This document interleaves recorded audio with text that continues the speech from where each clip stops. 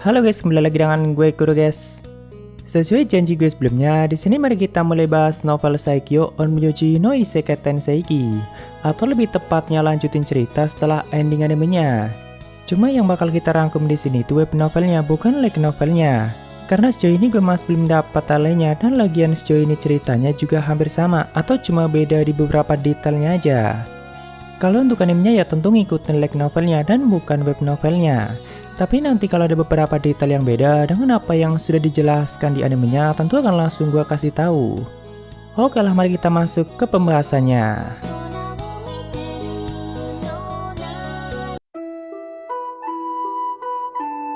Jadi di akhir episode 13-nya sebelumnya, Saike memutuskan untuk menyelamatkan Amyu yang sedang ditahan di wilayah kekaisaran. Tentu dengan mudahnya dia bisa menerobos masuk dan mengalahkan semua prajurit dan juga para kesatria yang menjaga tempat itu. Sampai akhirnya dia berhasil menemukan Amyu dan berniat langsung membawanya pergi. Nah, di tengah semua itu awalnya Fiona meminta Seika untuk jangan dulu melepaskan Amyu dan mending percayakan saja pada Fiona sendiri. Bahkan Fiona berjanji akan menjamin keselamatan Amyu dan akan mengembalikannya pada pihak akademi. Cuma kan Seika tetap menolak semua permintaan Fiona dan nggak mau percaya pada pihak kekaisaran. Karena ya jelas di situasi itu ada beberapa pihak yang sengaja ikut campur dan masalah Amyu sudah masuk dalam politik kerajaan. Ya simpelnya ada beberapa pihak yang menginginkan kematian Amyu demi kedamaian dunia itu, seperti misalnya sebagian ras iblis dan juga sebagian manusia di wilayah kekaisaran. Karena mereka paham kebangkitan pahlawan dan raja iblis itu hanya akan membawa perang bagi dunia dan hanya akan menghancurkan dunia itu. Jadi ya harus ada salah satu yang dikorbankan di antara mereka berdua. Entah itu pahlawan atau raja iblisnya.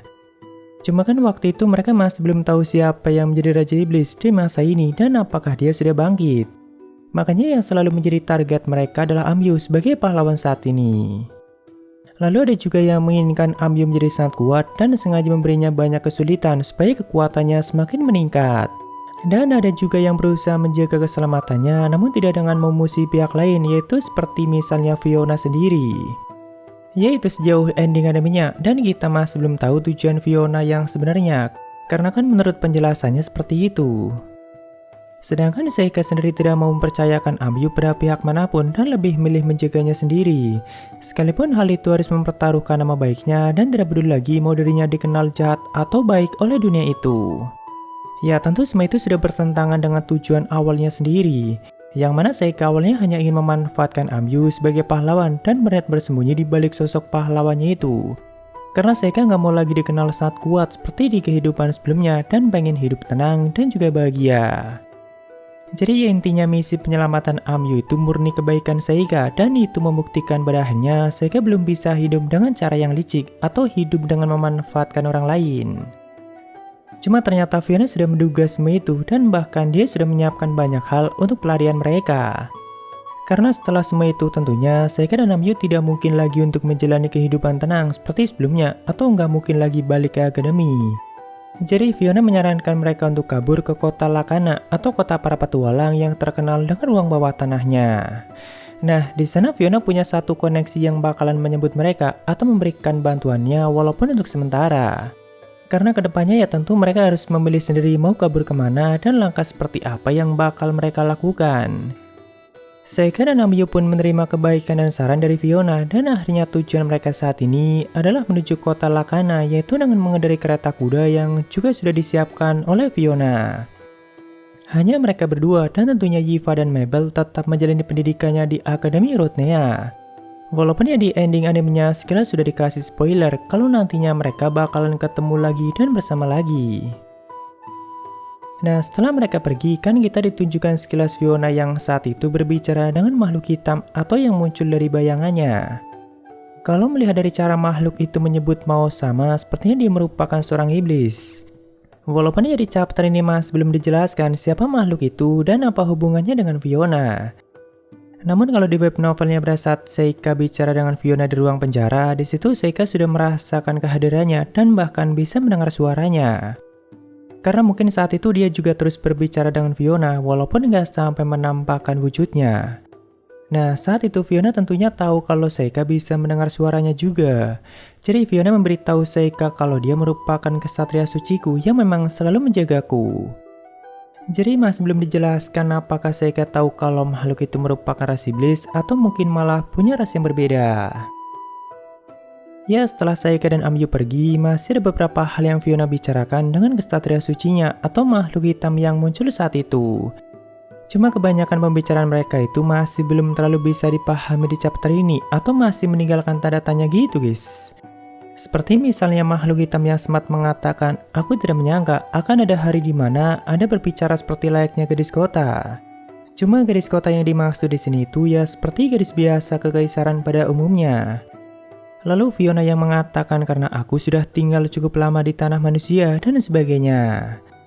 Namun dalam chapter ini juga dijelaskan kenapa Fiona itu seperti pernah menghabiskan waktu yang cukup lama dengan Seika dan kenapa hanya dia sendiri yang bisa mengingat dan merasakan itu. Jadi ternyata kemampuan Fiona itu nggak cuma bisa melihat masa depan aja, namun juga bisa melihat berbagai kemungkinan dan bahkan dia seperti masuk ke dalamnya dan juga merasakan semua kenangan itu. Jadi misalnya saat Amyu masih ditahan, kan Seika mencoba mengambil keputusan dengan cara menyelamatkannya. Dan itu adalah keputusan akhirnya atau masa depan yang beneran terjadi. Cuma di saat itu juga ada berbagai kemungkinan yang muncul atau yang tidak jadi dilakukan oleh Seika. Nah, Fiona punya kemampuan untuk melihat beberapa kemungkinan itu dan bahkan dia seperti bisa memasukinya. Makanya di ending animenya, Fiona sempat mengatakan semenjak dia masih kecil, aku sudah berkali-kali menggunakan kekuatan ini untuk bisa bertemu dengannya. Jadi sebenarnya Seika yang ditemui Fiona itu cuma dari masa depan yang dilihat oleh Fiona, dan itu semua hanya salah satu dari banyaknya kemungkinan yang tak pernah terjadi di dunia nyatanya. Ya simpelnya Fiona sengaja memilih salah satu masa depan yang dilihatnya untuk bisa lebih mengenal Seika dan menghabiskan banyak waktu bersamanya. Dan itu sudah pernah dia lakukan berulang kali, makanya dia seperti punya banyak kenangan dengan Seika dan juga sangat mengenalnya. Karena hanya Fiona sendiri yang mampu melihat itu dan juga merasakan kenangannya, sedangkan tentunya Seika sendiri tidak pernah mengalami semua itu. Tentu Fiona juga sudah mengetahui sebagian kemampuan dan kekuatan yang dimiliki oleh Seika dan juga beberapa ayakasi yang pernah Seika keluarkan saat waktu kecil. Cuma Fiona masih nggak tahu dari mana Seika mendapatkan semua kekuatan itu dan kapan dia mempelajarinya. Karena di semua masa depan yang dilihatnya, Fiona nggak pernah melihat Seika berlatih ataupun mempelajari semua kekuatan itu. Dari semenjak Fiona mulai melihat masa depannya, Seika sudah punya semua kekuatan dan kemampuan itu. Makanya Fiona masih belum tahu bagaimana Seika bisa punya kemampuan seOP itu karena Fiona sendiri tidak punya kemampuan untuk melihat masa lalu. Di sini setelah makhluk hitam mendengar penjelasan Fiona mengenai Seika, dia masih cukup bingung dan masih belum paham dengan sikap dan kemampuan Seika. Karena mungkin makhluk hitam selalu meyakini kalau yang namanya Raja Iblis itu ya pasti kejam dan nggak mungkin mau melindungi sang pahlawan atau bahkan berteman dengannya. Tapi ternyata makhluk hitam juga punya kekhawatiran sendiri. Dia memang belum paham dengan kemampuan ataupun kekuatan Seika. Namun tentunya dia bisa merasakan kalau Seika itu sangat kuat dan bahkan dia khawatir kalau Seika sebenarnya bisa menghancurkan dunia itu dengan mudah. Walaupun Fiona mengatakan aku yakin Seika sama tidak akan pernah melakukan hal seperti itu. Lalu makhluk hitam bertanya kenapa kau bisa yakin seperti itu?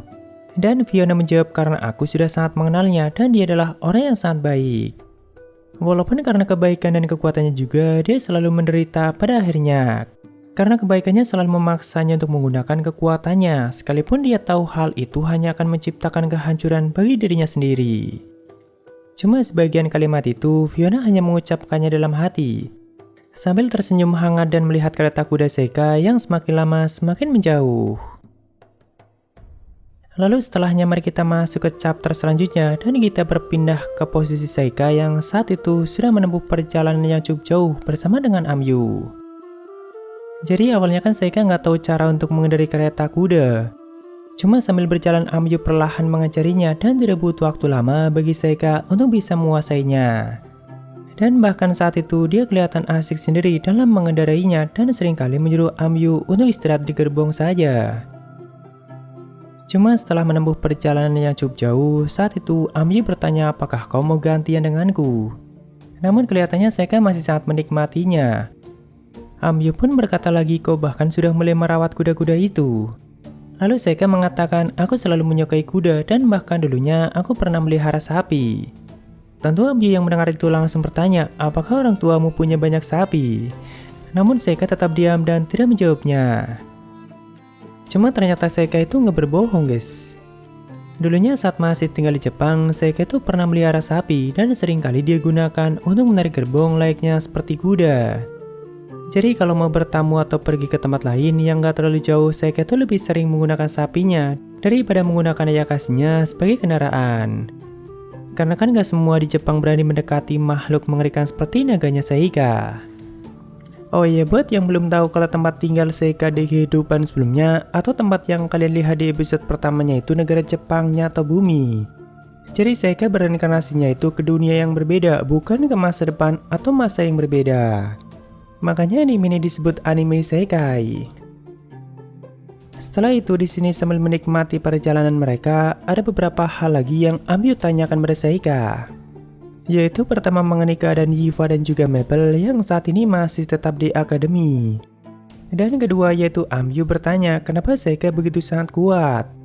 Untuk yang pertama Seika berusaha meyakinkan Amyu kalau Yiva dan Mabel pasti akan baik-baik saja. Walaupun dalam hati sebenarnya Seika punya kekhawatiran sendiri pada Yiva. Karena kan dia merupakan seorang budak dan bisa aja setelah Seika pergi, Yiva akan mendapatkan perlakuan yang kurang baik. Namun Seika juga lumayan percaya pada kepala sekolah dan dia pasti akan memikirkan nasib mereka berdua. Cuma ya di ending animenya sekilas kita sudah dikasih spoiler kalau ternyata Fiona lah yang sangat memikirkan nasib mereka berdua dan bahkan langsung memberikan mereka surat untuk memberitahu situasi yang sedang terjadi. Cuma kan Seika saat ini masih belum bisa percaya pada Fiona dan masih belum mengetahui apa tujuan Fiona yang sebenarnya. Makanya dia sampai berpikir seperti itu.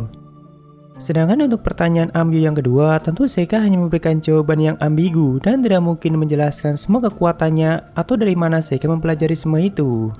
Walaupun Amyu-nya sadar kalau Seika tidak mengatakan yang sebenarnya dan ada beberapa jawaban yang sengaja berbohong. Cuma ya Amyu sendiri juga nggak masalah dan malahan di sini Amyu mengucapkan banyak terima kasih pada Seika. Karena selama ini Seika selalu melindunginya dan bahkan sampai nekat seperti itu. Bahkan ternyata Amyu sebenarnya tahu kalau pada penyerangan iblis yang pertama di akademi diam-diam Seika lah yang sudah mengalahkan sebagian dari mereka.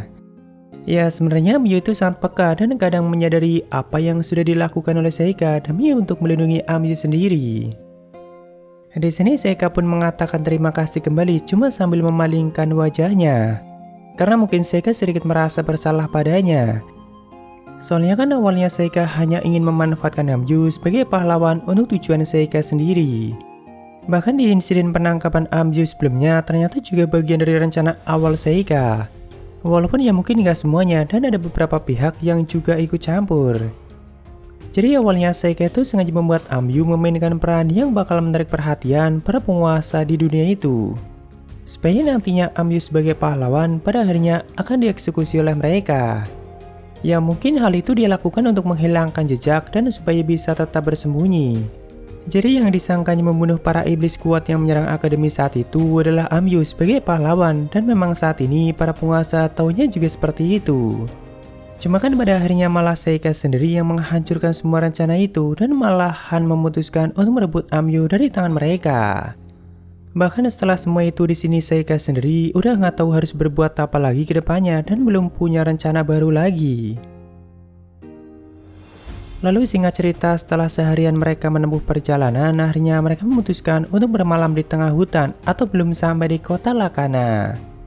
Karena sepertinya masih butuh waktu seharian lagi untuk sampai di kota Lakana.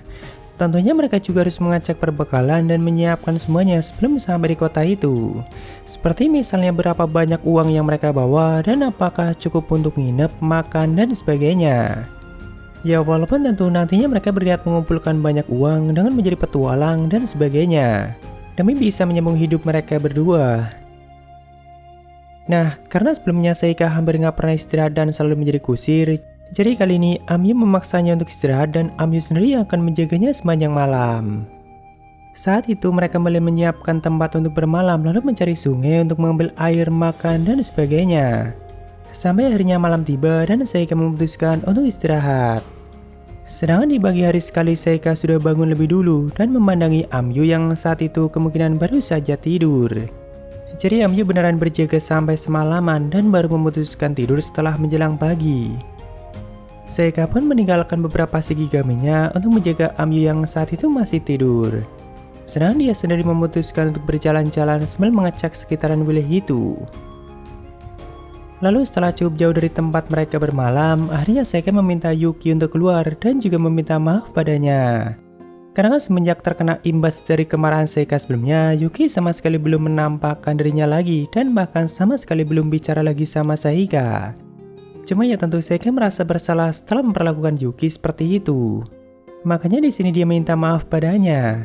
Cuma Yukinya malah semakin memojokkan Seika dengan menanyakan beberapa hal yang tidak mungkin bisa Seika jawab saat ini. Seperti misalnya apakah Anda sudah merasa menyesal? Lalu bisakah Anda meninggalkan wanita itu jika nantinya terjadi situasi yang sama? Atau apakah Anda sudah menyerah untuk menyembunyikan kekuatan dan hidup dengan cara yang tenang? Ya di sini Seika nggak bisa menjawab semua itu dan hanya bisa memasang muka yang datar. Cuma ya sebenarnya Yuki juga paham kalau Seika nggak mungkin mau meninggalkan Amyu dan akan tetap mengikuti kebaikan dalam hatinya. Bahkan Yuki mengatakan kurasa aku tidak seharusnya menanyakan itu, karena Seika sama tidak akan pernah mendengarkan perkataanku. Ya sepertinya dia masih aja ngambek akibat omongan nyelekit Seika sebelumnya. Walaupun tentu sebenarnya Yuki selalu memperingatkannya juga demi kebaikan Seika sendiri. Cuma di sini setelah ngobrol lagi cukup lama, akhirnya mereka berdua bisa baikan lagi. Namun dengan satu syarat, yaitu nantinya jika sudah sampai di kota Lakana, Seika harus membelikan Yuki buah ara kering dan mungkin itu makanan kesukaan Yuki. Lalu setelah memasuki hutan lebih dalam, saat itu mereka melihat monster rusa dengan bentuk yang sangat unik. Jadi ukurannya sangat besar dan sebagian tubuhnya merupakan kristal yang sangat indah, terutama di bagian tanduknya. Ya mungkin mirip-mirip seperti rusa dalam legenda yang biasa dianggap sebagai dewa pelindung hutan dan tentunya dia merupakan monster yang sangat kuat. Tapi tanpa berpikir lama, Seika mulai menyanyikan mantranya seperti biasa untuk mengalahkannya dan memasukkan semua tubuhnya ke dalam ruang dimensinya atau ruang yang biasa dia gunakan untuk memasukkan semua yakasinya. Karena kan nantinya tubuh monster itu pastinya akan sangat berguna dan mungkin bisa dijual dengan harga yang cukup mahal. Walaupun sepertinya di sini dia merasa itu bukan tindakan yang baik, karena rusa itu kelihatan sangat indah dan saat itu dia sama sekali nggak berniat untuk menyerang. Namun Yuki yang mendengar itu malah mengejek Seika dengan mengatakan sudah terlambat. Anda pikir sudah berapa banyak dewa yang Anda segel di kehidupan sebelumnya? Jadi ternyata bukan hanya Ayakashi yang kuat saja yang pernah Seika segel atau dia gunakan untuk bertarung, melainkan banyak dewa yang sudah pernah dia segel. Ya walaupun di chapter ini masih belum dijelaskan dewa seperti apa yang dimaksud oleh mereka. Setelah itu mereka kembali ke tempat mereka bermalam sebelumnya dan juga sekalian membangunkan Amyu. Lalu setelah beres-beres dan sebagainya, mereka kembali melanjutkan perjalanan dan siap untuk memasuki kota Lakana. Tapi kita lanjutkan di part selanjutnya guys. Ya mungkin gua akan coba bikin 2 part dulu dan kalau kalian banyak yang suka dengan ceritanya tentu bakalan kita lanjut. Oh ya ini ceritanya dari epilog volume 5-nya sampai chapter 2 volume 6 web novelnya. Yo, ada saweria dari Hans buat kuota. Oke, makasih Hans dan thank you udah selalu ngikutin channel ini. Ya mungkin segitu aja untuk pembahasan kali ini dan jika ada kesalahan gue minta maaf atau kalian bisa koreksi aja di bawah. Thank you, sampai ketemu di video lainnya. Salam kuru guys.